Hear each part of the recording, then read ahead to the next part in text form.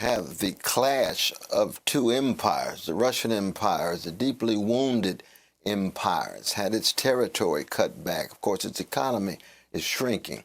And then you've got the American Empire, which is the most powerful empire in the history of the world. And so on the one hand, you have the promise of the American Empire to the elites in the Russian Empire: we will not move an inch. And within decades, 14 of the satellite countries of the Soviet Union, the former Soviet Union, are part of NATO. There's missiles right on the borders and boundaries of the Russian Empire.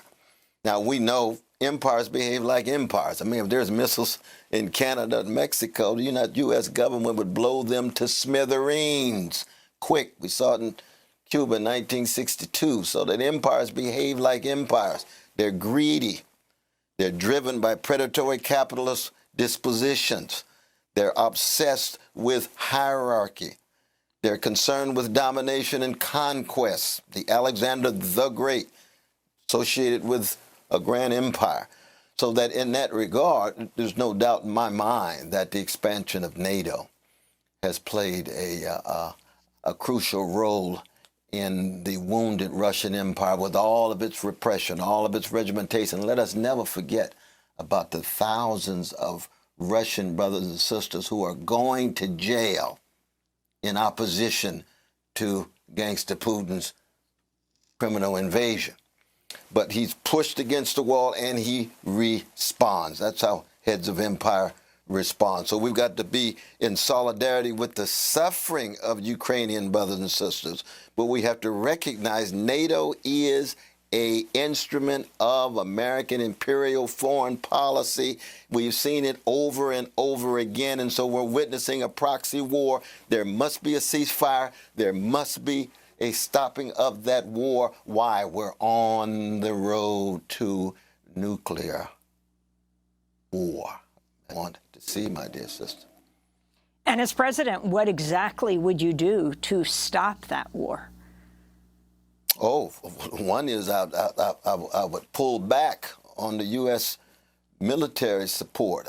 I would sit down with the elites from the Chinese empire, given all of their forms of regimentation and repression in their own context. Think about our precious Muslim brothers and sisters in China, the Uyghurs.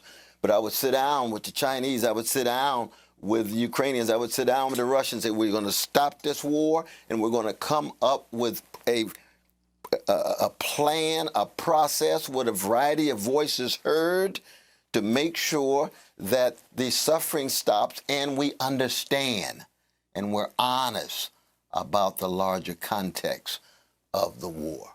Because you know, my dear sister Amy, that I'm a jazz man in American politics, and jazz is about blues, and blues is about catastrophe, lyrically expressed and candidly confronted and artistically transfigured. And the catastrophes have to be wrestled with. It can be ecological ones. It could be economic ones of grotesque wealth inequality. It can be social ones, political ones, psychic ones. And then there is swing, which is a different conception of time.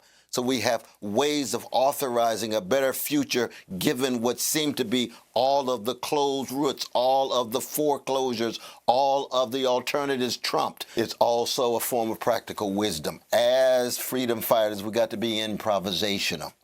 We got to be flexible. We got to be fluid. We got to be protean. We got to learn how to listen. We can't be dogmatic. We can't be ossified. We can't be petrified in how we look at the world.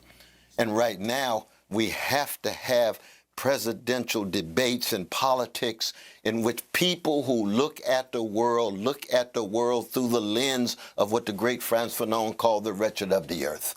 Cornel Poor West. people and working people, no matter what color, gender, sexual orientation, national identity, or region.